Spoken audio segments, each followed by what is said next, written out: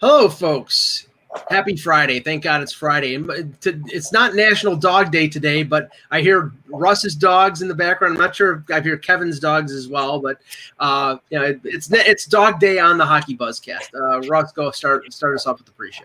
Well, as you see, I'm wearing a Met hat, and on a day where there was going to be a lot of other sports, the inner workings of the Mets front office was the story because all of a sudden sports took a seat. And they were front and center. And I'm not going to get into the whole thing, but, they did have a presentation that they did before the game. It was nice. It was thoughtful. They had a moment of silence for 42 seconds. They did something that was really good. But initially, Brodie Van Wagenen thought that this was coming from Rob Manfred, and he made fun of it, and somebody was recording him, and that got live. And then both Wilpons then pummeled their GM, basically saying, you should never have done this to the commissioner. This is terrible that you did it, blah, blah, blah. Brodie did apologize at some point during that whole thing, but they're trying to sell the team. And this is just like the perfect time for all of this to happen is when you are literally probably a week from selling the team. So again, just the dysfunction there is just at an all-time high. And most everybody will be out of there. Like the Wilpons will have a small portion of the team, but they'll never be seen again. Brodie Van Wagenen will get fired right at the end of the season, and probably a lot of front office people will get fired. But for yesterday, that was a little slice of what goes on in the Mets front office, probably quite a bit.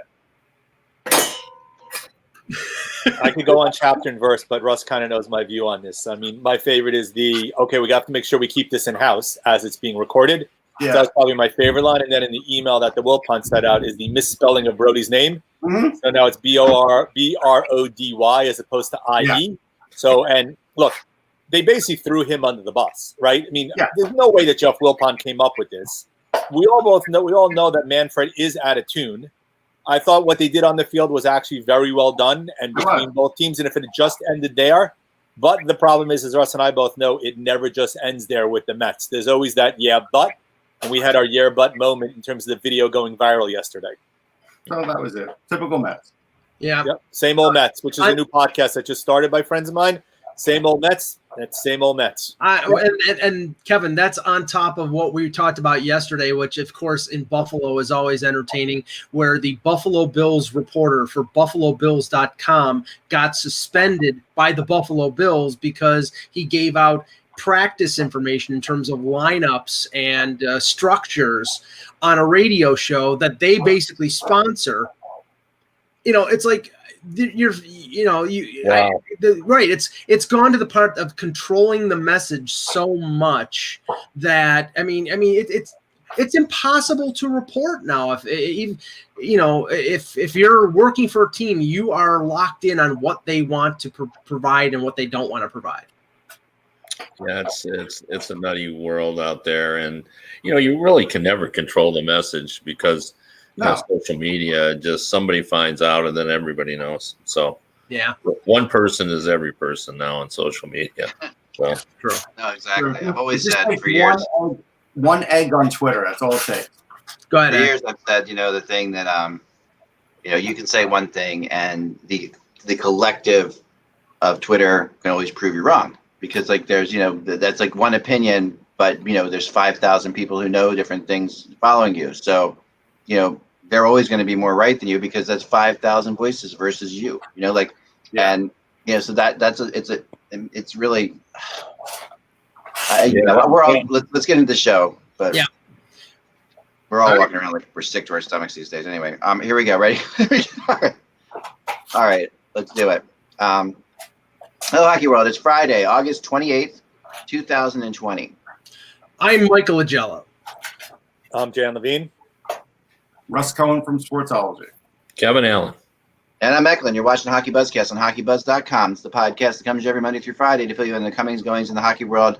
And we will be doing that again starting on Monday fully because we're going to get away from the politics and all the craziness that's going on right now for sure. And I want to address this for a second because we got all kinds of stuff, people, all kinds of letters coming in from different people. My site, I've gone, and Mike knows this, out of my way to not be a political site, like more like beyond anything I could possibly. We have a rule that you're not allowed to mention Donald Trump and things like that. And some writers do it, and we edit them out, and some of those writers are going to get fired, and there's all different sorts of things that are happening here.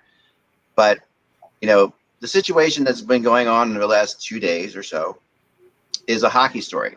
Okay, the reality is this is a hockey story that's worked, and the worlds have collided, right? So for you guys to understand why we're covering it on Hockey Buzz, it's because it's a hockey story. You got to cover it. Now, that being said, I want to address something before we address and I hear Kevin's opinions on what happened here, which I definitely want to hear. I want to address one thing, and that is the concept of people saying they're going to quit hockey because of this. And this is something that I think is like, first of all, we all answer in the world to our families. We all answer to our own personal, friends, gods, whatever you want to say, to decide what we believe is right, what we believe is wrong, and that's the way life works. Beyond, so that's how things go, and that's how they've always gone. But the reality here that really is that you don't answer for other people's thoughts on this. Okay, no one can tell anybody else how to feel or how to think or what they should want to do or how they would handle it or how they are going to cope with a different situation. There is no way you can tell somebody what they're feeling is wrong or what they're thinking is wrong or that's not how life works. Okay, that to me is a big wall that goes up. You cannot sit there and say that. So to sit there and say you're going to quit hockey, which is obviously something you love, if you're even taking the time to mention that you're quitting it, it's something that you love. I don't get it. I don't get how these players, okay, this is obviously a player-driven thing. This is in a way, very organic in a lot. It has been rather organic. Maybe it shouldn't have been. Maybe the NHL should have told the players what to feel, but they didn't. And the players came out and they made their own mind up organically, and then took 2 days organically to talk about it, to get them to educate themselves in a situation that you have to understand. Those players don't want to be in that bubble 1 second longer than they have to be. Every player I've talked to who's been eliminated, every person I've talked to who's been eliminated, say that at first it sucks that you're eliminated from the playoffs, and then the second later you're like, thank God I'm eliminated from the playoffs. I'm going to go see my family. They all want to win, but this is not. So to take 2 days where they're not playing hockey to stretch this out for 2 days longer, because remember, at the end, somebody is going to win a Stanley Cup and somebody's going to lose the Stanley Cup, and that team that loses the Stanley Cup is going to have done all of this bubble time and all this craziness for nothing. And every team in this tournament loses their final game except for one team.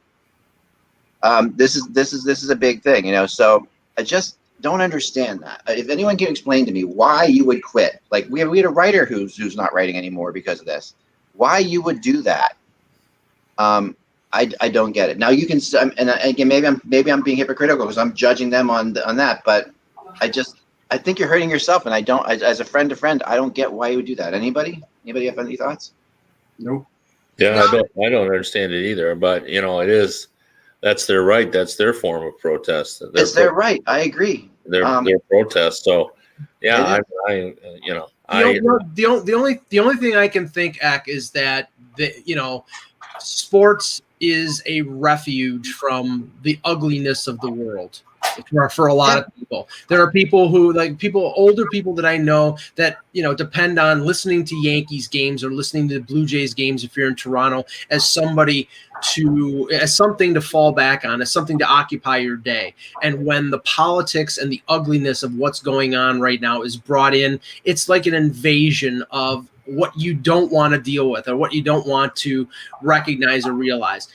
Now, for those people, I get it. They just want to watch the games, listen to the games, and escape everything that's going on. But in the current construct of everything, these players, they're citizens. They have the right to express themselves. They have the right to express their problems with society. I don't know, and this is what I said yesterday, I don't know whether it's going to have any impact other than attracting attention to it, but they have that right. But people don't want to deal with this or don't want to have it thrust upon them, and that's why maybe they're reacting and saying, I'm done. I can add one thing, Ak, and I think this is something I don't think hockey fans may be aware of because I don't think they think about it. But I was on the Western call yesterday. So Pete DeBoer said, look, we've been having conversations going on since we entered the bubble. Yeah. Now, again, if you're a fan, you're just thinking, hey, my team's in the bubble. That's great. Now they're playing hockey. That's great. I get to watch hockey. But all these guys are human. And, like even DeBoer said, hey, Vander Kane's been talking about this in the locker room for years. Like, you don't get to hear these locker room conversations, and these guys don't generally talk about it, but they did yesterday. And I think that's where the fan has to sort of stop himself and say, okay, you know what? If this were going on at my job and all of a sudden it affected the way I worked, I would be talking about it too. If you don't get a platform like necessarily to talk about it on social media unless you want to go on Facebook Live or something. But at the end of the day, I think that is an important thing. Is this didn't just start yesterday? It didn't. Right. And and these guys are humans, and I think what they're doing is we should allow them that. I think we owe a lot to these players for being in the bubble. I honestly feel like it's a big deal that they did this. I don't think they didn't have to do it. You can sit there and argue they had to do it for money purposes, and I get all that stuff. But it's they're getting paid a ton of money, and you hear guys like Sean Couturier saying, so what? This is not a hardship or anything. That we're getting paid a ton of money, and we should be doing this kind of thing. We're helping society through. Those who understand that, but I don't know. I'm thankful, and I have no issue with them doing this for a couple days like this. And I mean, if they were canceling the rest of the playoffs or something like that, I could see people being a little ticked off about that. But taking some time to reflect and realize that there's something bigger than the sport. And it does make a statement, and regardless of whether or not you agree with that statement or not, they're allowed to make a statement. Right. Eck, here's a good example. So Ryan Reeves said at the beginning he thought before everything happened and before the Vancouver guys and Shattenkirk texted him, he's like, am I going to walk out on my team and be the only guy? And that is a big burden for a guy to carry because he's black. Right. That's a huge burden because you're taught to be a teammate. You're taught not to abandon anything, and he's having those thoughts. And so that's where I don't think any of us understand what sometimes those players are going through. And that's where I think you have to look at it and say, okay, you know what? He did put it in very plain terms where Kevin, sorry. Well, I was just going to say that, this morning I had started a column that I was going to put on Hockey Buzz. I'm still going to put it on there. And I was trying to do a second day story about this and kind of reflect on it. And one of the things that I've heard continuously, particularly from my friends, is, why are they doing this? Like, what is the impact going to be on it? Yeah. And, basically what I said to them is just the fact that you brought this up to me, they achieved exactly what the impact is, and that is that you create conversation, and they have every right. And the word that Eck used was just perfect. Like, this was organic. This was the Milwaukee Bucks players in their own dressing room bringing this up, and then it just grew. And I, to be honest, I was, as a lot of writers were, critical of the fact they didn't do it on the first day, although. I have a lot of trust for Zdeno Chara, and he basically said that there just wasn't enough time, that before they knew about it, they were already preparing for the game. And I think he said that sincerely. I don't think he was making an excuse. I think that's what he believed. Yeah. That, the NHL, if you look at their history, their players, they don't, if you look at collective bargaining, they don't do things spontaneously. They have they get together and they do this, and they have a bubble just like the NBA does, so they've got a lot of players there they can bring together. I think if this would have happened at 1 o'clock in the afternoon, the NHL would not have played games. And I believe the league was more than willing to do whatever the players wanted to do, because, and this was another valid point, this is not canceling the playoffs. This is just delaying it. In baseball, you could have had 2 days of torrential downpours all over and had the same impact in terms of the schedule. I mean, that's just possible. And we don't have that in hockey, but this is, going to stretch it out 2 more days. It's, not the end of the world, but it has brought about, first of all, because everybody did it, it took 2 days for the NHL to get there, but now all of the professional athletes, have had their say, saying, "Hey, look, we want everybody to talk about it." Like Kelly Rudy was just right on the. He was friggin' dead on. I agree. Yeah, right. He just said, "Look, I don't think we should play so that we can all have conversations," and that's what's happening. So kids who are, sports fans now are saying to their parents, "Well, why aren't they playing?" And, exactly. And now you've got to talk about it. And no matter where you're at in this issue, I think you got to believe that it's worth talking about. If this many people are upset, it's something that we should talk about. And conversely, Anson Carter on NBC during I think it was during the during the Dallas Colorado game or before it said he didn't have a problem with them playing. So it's like, the discussion is the important thing. And like I said, if the move by the players was to attract attention to a situation, they have done that. The NBA players have done that. Major League Baseball has done that. I don't know how much more attention it was going to attract, because it was a prominent story all over the place. But if that was what they wanted to do, they have done it effectively, and they've had the reaction that they wanted. Now if they're expecting change to come from this, I don't know if that's going to happen. But the conversation is a good thing. No, that's true, but they are going to go beyond this. And Pierre-Edouard Bellemare said it really well, because they're not just doing this to do it for 2 days and forget about it. He said, look, we were all here. We want it to stop. We want to make sure that it never happens again after the bubble and in our communities. And so, and other players spoke. And look, there's a feeling that, hey, they realize not every player is going to go in their community and do this. But if they get 10% of the league who start doing this and using some of their own funds to raise awareness, to go into communities, that will have an effect. And that will have a local effect. And that's what they're really doing now. No question. I couldn't agree. And change doesn't come we can't expect change to come from one thing or two things or 10 things or 100 things. Change doesn't come from, what happens is it's a collective consciousness, like I talked about yesterday, like the difference between the race riots of the late 60s, when everybody who was white just watched on the sideline, being horrified at what was going on, and now people, are getting involved and getting in there with these people and help, with people and marching with them. That's a huge change. It can't be, you can't understate that. We're gonna move on to hockey, guys, but I wanted to just get this out, and then just one of our guys in our chat room, Thomas. Remember Thomas in our chat room? Oh yeah. He goes on Twitter yesterday and says, "I'm done with hockey. I'm quitting hockey completely."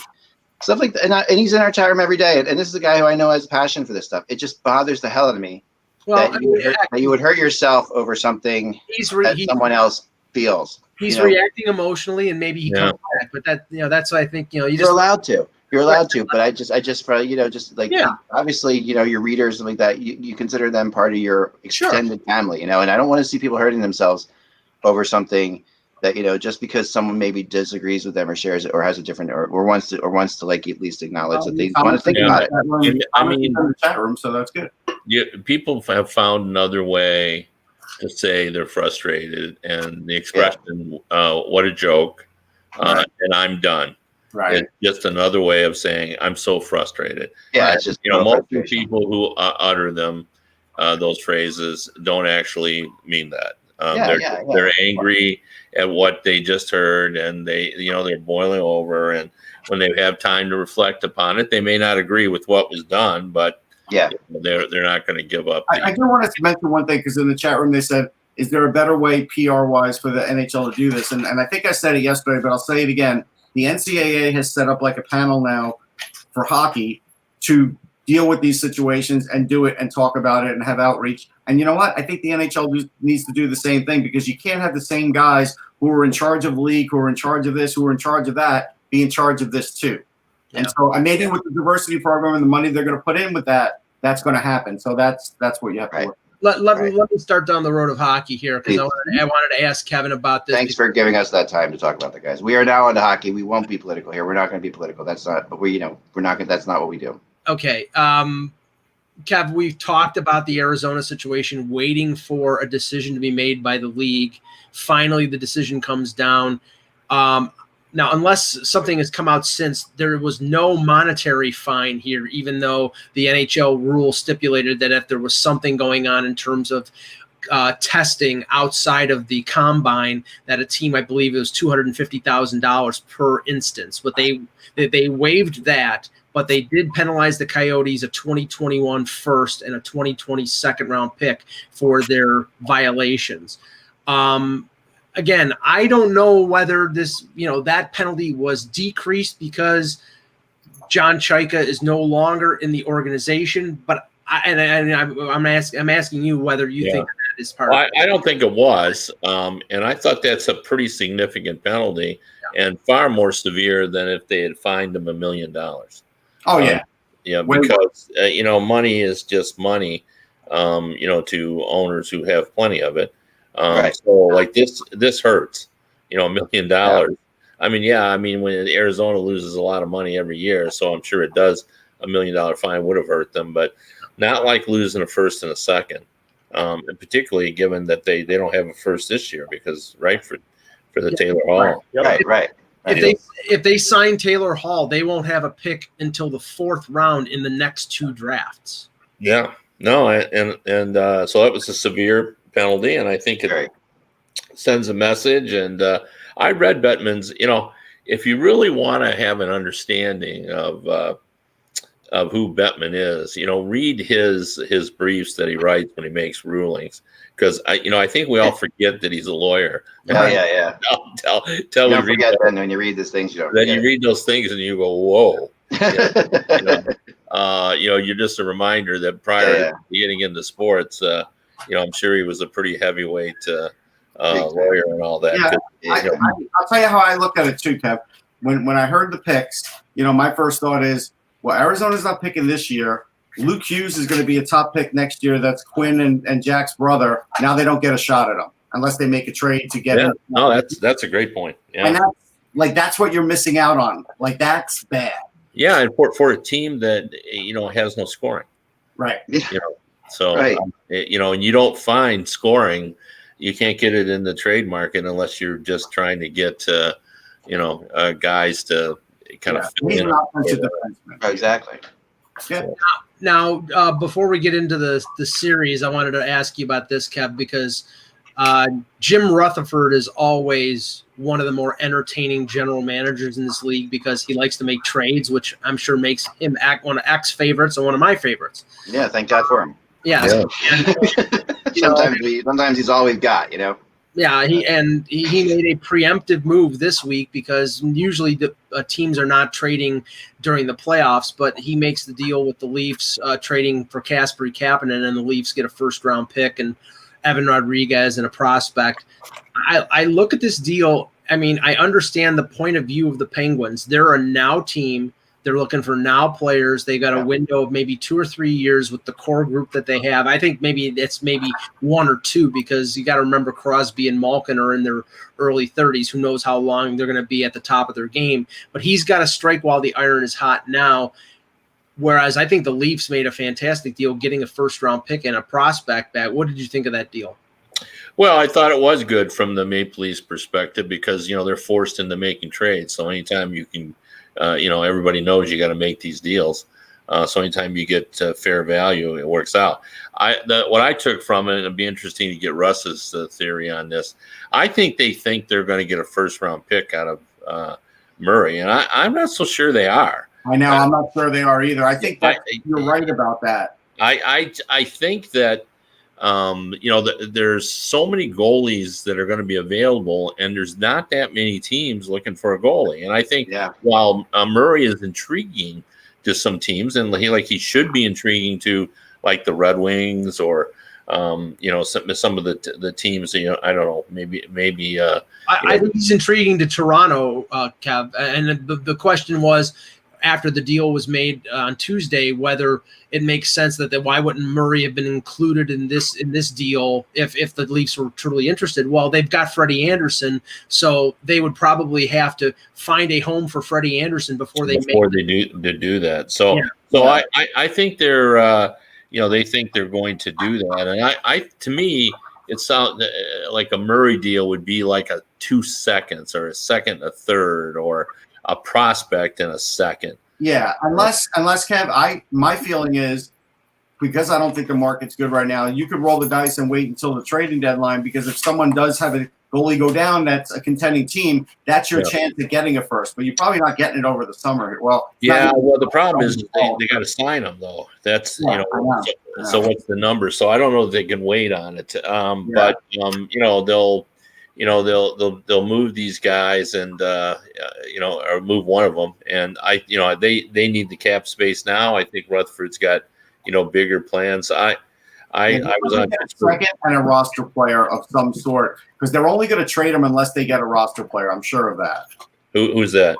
Pittsburgh. They need a roster player. Well, they do, but I think they have to trade him. I think they're going to have to take their best offer, whatever it is. They got to trade one of them. Yeah. And if you look at they're both arbitration eligible RFAs, I believe, and that's the situation. I mean, Jari is coming off one good year, and he's a good goaltender, but he only has 1 year on his resume, whereas Murray's got 2 Stanley Cups. Murray goes to arbitration. He's getting $5.5 million on a 1-year deal, and maybe on a 2-year deal. And if it's a 2-year deal, he's a UFA at the end of the 2 years. So, and they would have to protect. You probably need to trade him before he gets to the RFA arbitration hearing if you're going to want to try to get maximum value for him. And we also said Pittsburgh's going to have to sign another goalie, right? Because if they sign Jarry to a long-term deal, they're going to have to protect him as part of the expansion, which means you need another goalie to sign him. But the problem is are you going to be able to finish all this before the musical chairs of goalies, right? We've gone through Holtby,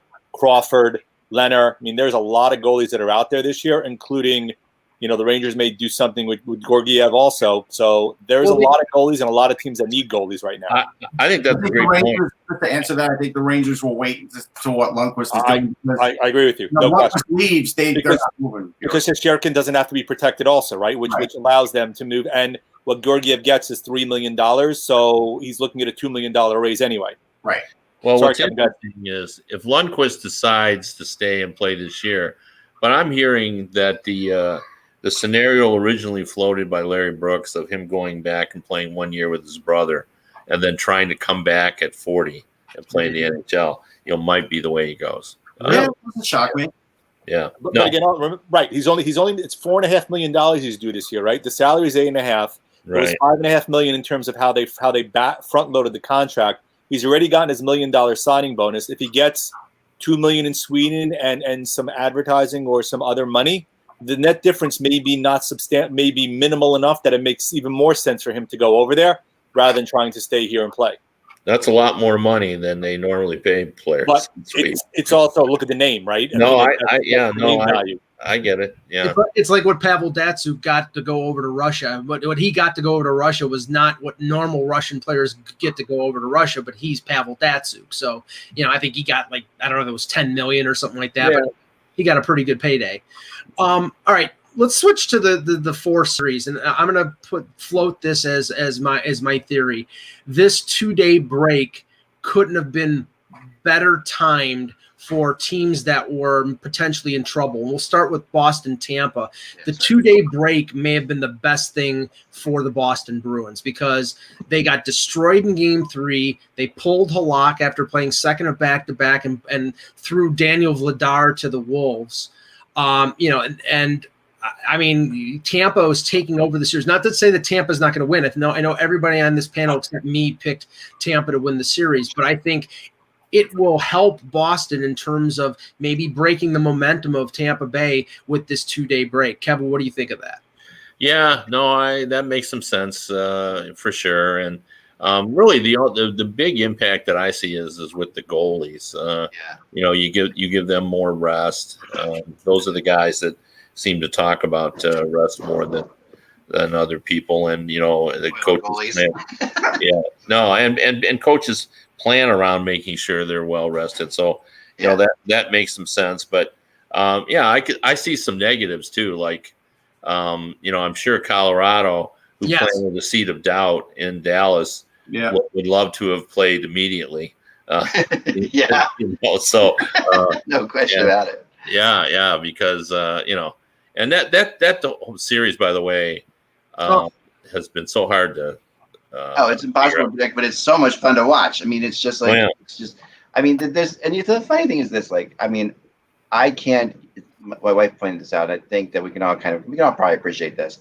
So, I mean, I've been a writer now for many years, obviously, and impartial, and I've learned to like every team. I grew up a fan of one team, right? So when your one team is in the playoffs, that you grew up with, it's hard to like get beyond the fact that I want them to win because they're the team that I grew up with, and my family's my mom's they scored, everybody's texting you, there's all this stuff being like of course and it's funny how I actually enjoy games that my team that I grew up with aren't participating in way more than I enjoy the games that they are. Like I've decided that I don't like watching Flyers playoff games because I get inundated with, and I've got to be put into a fan position. I don't know if anybody else feels that at all. No. I get that. I mean, as somebody who followed the Leafs since I was it's just like old, it's torturous to watch that, and especially when you know what's going to happen because you covered the team. It's the comment I've always made, right? There's nothing better than overtime hockey unless your team is you're one of the two teams.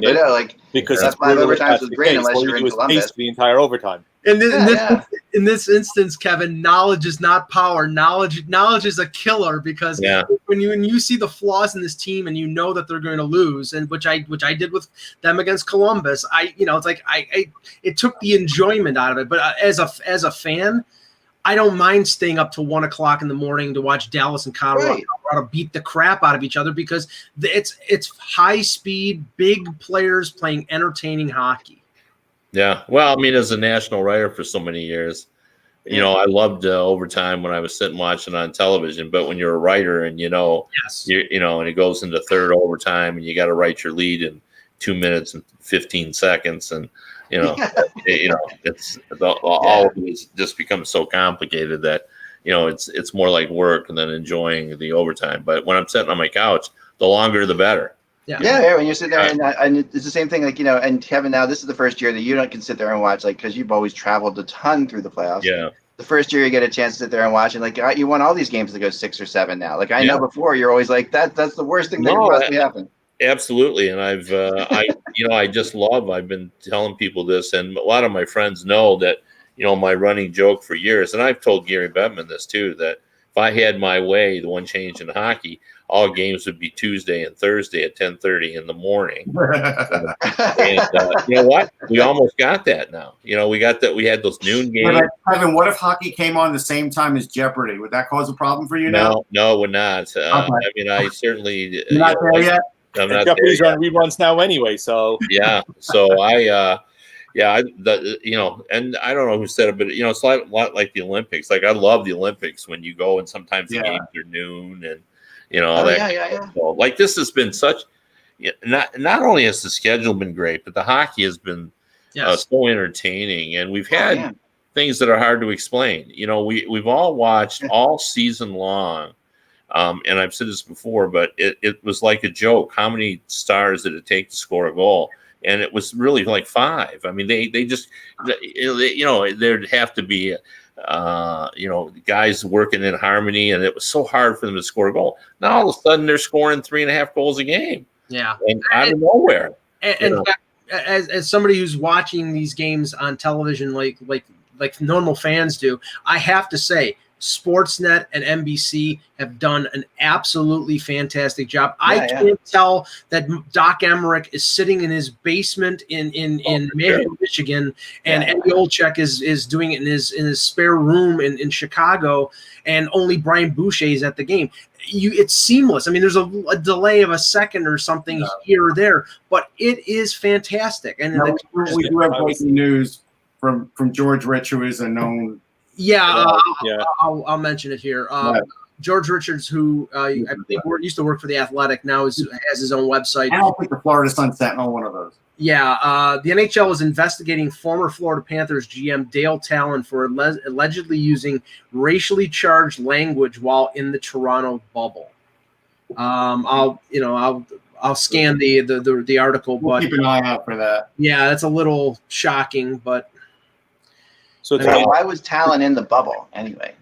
Well, when Florida was playing around in the qualifying round. Oh, I'm sorry. Yeah, you're right. I'm sorry. I was thinking. Yeah. So to me, in terms of the schedule, the one team that kind of gets the screws put to them, or the two teams, is Vegas, Vancouver, because they could end up potentially with a pair of back-to-back games and 5 games in 7 nights. So they're the ones that kind of suffer the most, and that's probably the most those high-end talent series so far in terms of up and down the ice. I mean, Colorado has been the same, but you look at Vegas, Vancouver, that's been a ton of physical contact and a lot of offense generated in both games. Well, we've got the youth, so probably won't bother them as much. I mean, I think that what we saw out of Elias Pettersson last game was just like brilliant. I mean, that stuff. I mean, we've always known, like he to me, and I've said this before, and it's a horrible comparison because everyone hates when you mention it, but he's got some Gretzky-esque things to him. Now, he's not Gretzky, but he's got like the way he plays, the manner he skates, the way he passes, the kind of plays he makes. He's not Gretzky, but he's got that thing to him, and that goal he scored was very Gretzky-like. Well, I mean, that's incredibly Gretzky-like. I'll buy the comparison, but Kevin, the difference here is Gretzky had Semenko. He had somebody who would beat the crap out of you if you touched him. Bill McCreary, not the referee, but there was a Leaf player named Bill McCreary who hit Gretzky center ice, knocked him down. I think it was like 1979 or 1980. That guy never played in the NHL again. Not because, it was basically do not touch Gretzky. He's the meal ticket in this league. But he had players that protected him. In this league, you can't protect Elias Pettersson. He's getting hit every night. And unless they go out and get Ryan Reeves or something like that, and even then I don't think they'll be able to protect him, he's going to take physical punishment. He's going to have to get bigger and stronger to be able to withstand all this. But he's great. He's fantastic. Yeah, he is. And I don't think the abuse they take is at the same level it was in the 80s. Yeah. I mean, that doesn't, make it any easier on Pettersson. But, what's funny about Pettersson is, and I just wrote a story on for a betting site about the Conn Smythe odds. And, obviously, historically, the chances of winning if you're on a losing team, aren't that great. It's only been 5 on a losing team in the finals. Right. But, no one is expecting the Canucks to reach the final. Right. But what if they do? Yeah. Well, if they do, Pettersson goes from being, he's been fun to watch. He'll be at the top of the list. Oh, yeah, with all the points he has and with the spectacular nature. And the other thing that was so interesting was in that last game is it's quite a contrast on what you took from that game. Like, if you look at the statistics, Vegas still dominated. They had all the shots and all the advanced stats. I looked at them, and they all just favored the Golden Knights. But their goalie was great, number one, and they blocked 40 shots. 40 shots. Yeah, if you're going to block 40 shots, you're going to win the game. That was a record set for like shots attempted in a game, right, by the Vegas Golden Knights. Yeah. So you look at that and you say, well, there's no way they're going to be able to sustain that. You can't do that in 4 games. I mean, Marshall would have to be. Yeah. Well, yeah, but within that, they had those 2 unbelievably beautiful goals. Like there was a lot of skill involved in that. Well, and isn't that the way we used to celebrate how you won playoff games? Yep. Yeah. By blocking those 40 shots and by getting that great goaltending and all that kind of stuff. So I'm so bullish on Vancouver that I'm looking for reasons to believe they can turn this into a series, even though I took the Golden Knights to win it all. Yeah. So I'm all messed up. I don't even know what. No, I hear you.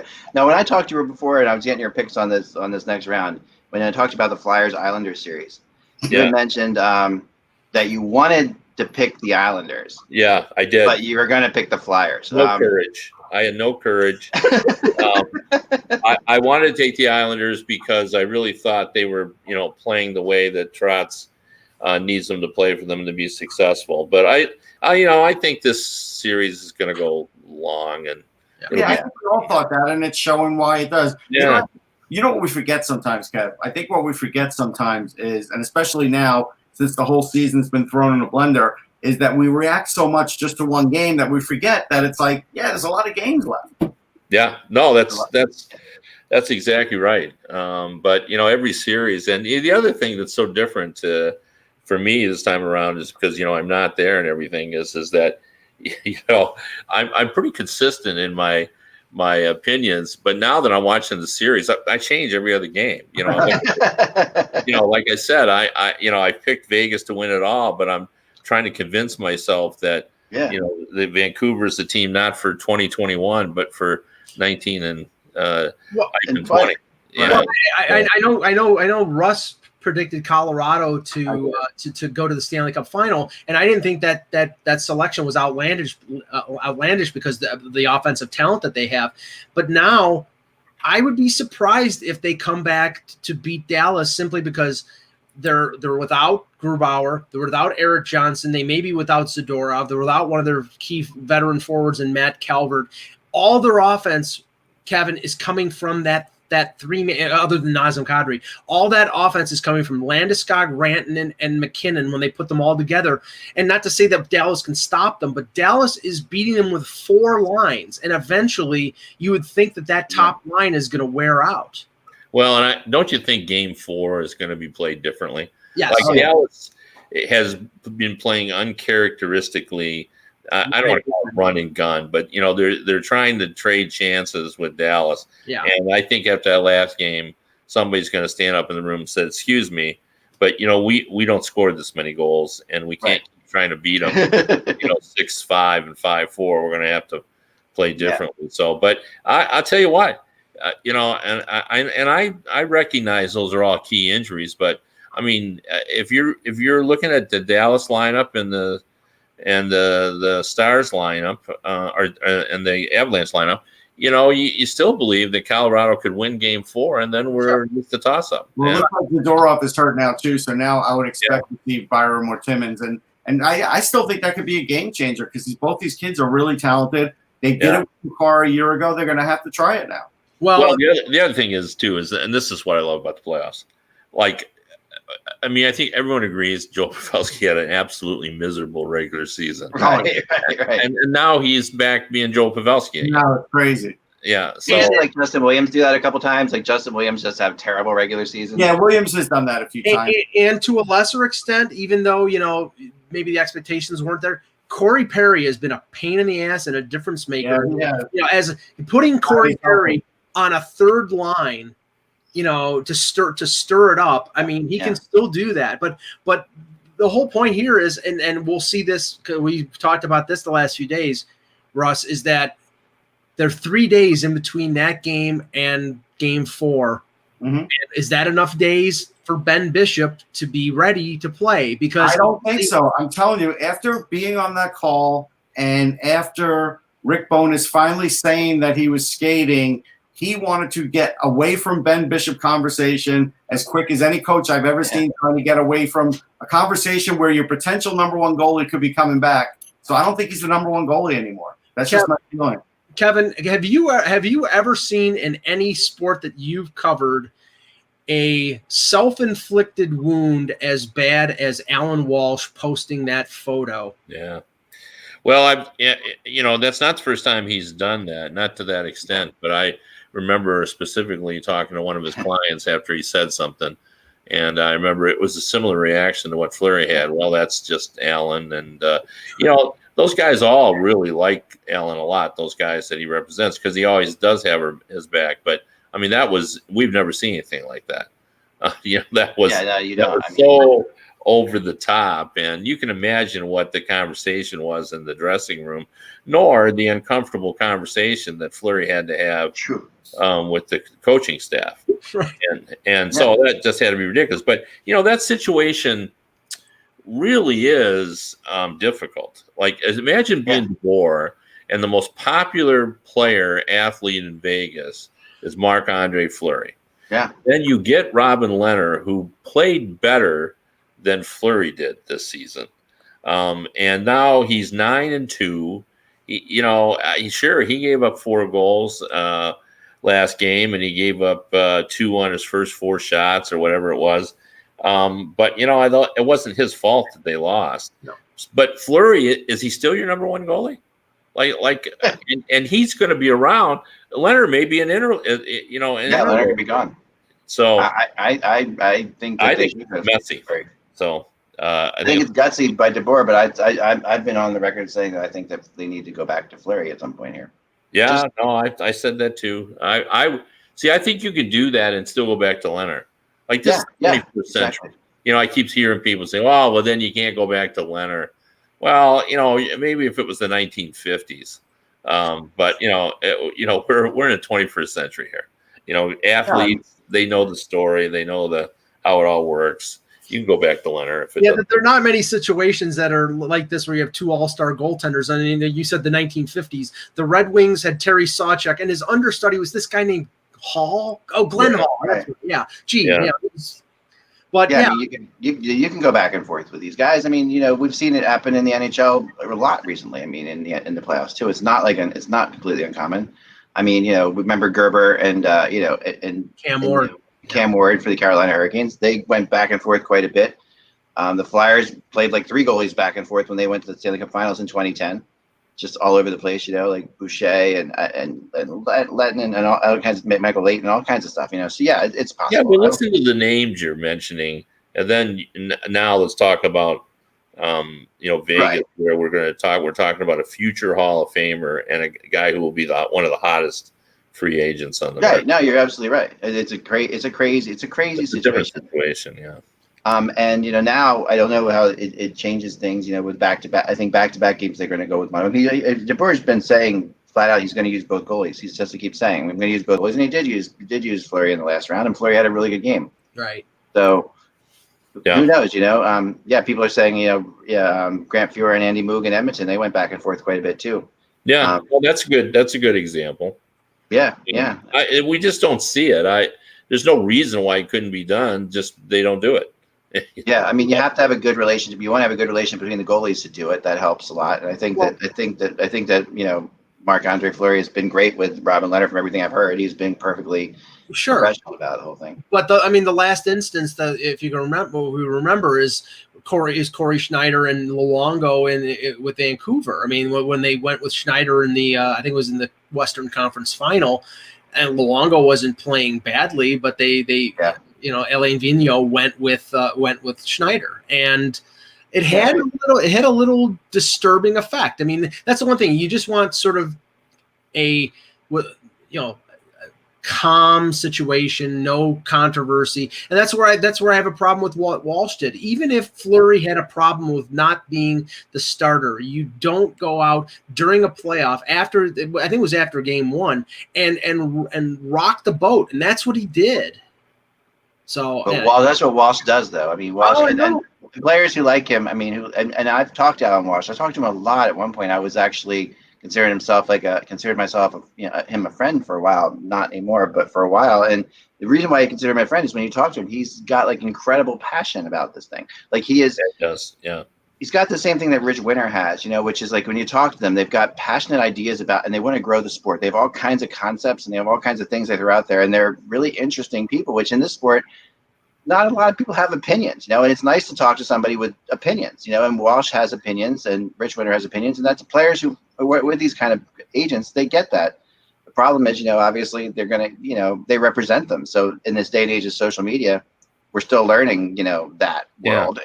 And you can't, if someone's representing you on social media, it's one thing for him to call up the GM and say, back in the old days, and say, hey, why is my guy not playing? Which happens all the friggin' time. But when you put it on social media, it's like, it's another. He's a crusader. He's a crusader, exactly. Yeah, and I really admire his positions on concussion. He hasn't been afraid to. And it's not just his clients. He's trying to protect everybody out there, and he works real hard at it. He's a former prosecutor, and that comes out in the way he, goes about his work. And the passion is the right word for it. I've always enjoyed, talking to him, because he does have that unwavering passion for it. Yeah, he loves the sport. And somebody in the chat just said, Mob Talk Radio just said in the chat that you can't hold Marc-Andre Fleury accountable for his agent's actions. You can if he asked his agent, or if he said something to his agent about the situation. That's where the destabilizing thing happens. If Fleury asked Walsh to address this situation, then it's on Fleury, because he has to realize Walsh is in a way a loose cannon, or somebody who's not shy about it, and he'll bring it up in the media. So the problem is you never know exactly, right? You'll never know exactly what was, because his job is to represent Marc-Andre Fleury. His job is to go out there, and so he could say to Fleury, listen, I'm going to post something bad in social media, just blame me for it. So, it's not on you, it's on me, but it'll get the point across. And I don't think Fleury would have believed Fleury when he said that he really didn't know anything about it. I don't think he knew it either, but I'm saying that's the kind of thing that people wonder, in the background all the time. People are going to wonder that, like, is this kind of thing that's going on like that, Kevin, I know that you wrote something regarding the Washington head coaching job, and the name that's been mentioned among many. I mean, Laviolette's been mentioned, Gallant's been mentioned, even Bruce Boudreau going back to Washington for another swing. But another name that's been mentioned is Mike Babcock. What do you? I mean, I think they're going to talk to him, but I can't imagine they're going to take him. And just a dollar amount alone would be, he's not going to play for less or coach for less. So. I don't think the Leafs would give them permission to talk to him unless they agreed to. That's what he's making $5.8 million for the next 2 or 3 years. So why would the Leafs agree to pay, like, supplement his income and let him go coach for $3 million with the Capitals? They're not. No, that's unless they wanted to. Yeah. Get rid of $3 million that they have to pay. Yeah. But anyway, I just don't know that they'll go in that direction. And plus, he'd have to explain the whole Marner situation. I don't know if there's been enough time, right, or whether he could explain that. And Laviolette seems more like a more logical choice, just because he has a lot of experience within that division, and he knows the teams, he knows the styles. He certainly knows a lot about Barry Trotz. His style, I think Ovechkin would love. I mean, he's an attacking style. He likes offense. There aren't many coaches left in the game where you can say, well, he's an offensive guy. Right. And I feel Laviolette is an offensive guy. He's an attacking style designed to create turnovers, to create scoring chances. So, I don't think Gallant's a fit, and it's sort of been there, done that with Boudreau. I know Boudreau has a good relationship with Ovechkin, but I just don't think they want to go down the road of Boudreau again, especially with his record in the playoffs. And they obviously want to win another Stanley Cup in the next year or two. With Ovechkin's only got a year left on his contract, so you're probably going to have to hire somebody who he likes. The best coach for that team would be Barry Trotz. Oh, wait a minute. Yeah, that's right. Okay. Eck had to drop off, and everybody else had something else to do. So we're the last two here. So last man standing. There you go. We'll end the show here. Have everybody enjoy your hockey weekend. The games will be back on Saturday and Sunday. For the departed Jan Levine, for Russ Cohen, for Eklund, and for Kevin Allen, I'm Michael Agello. Thank you for watching. And remember, without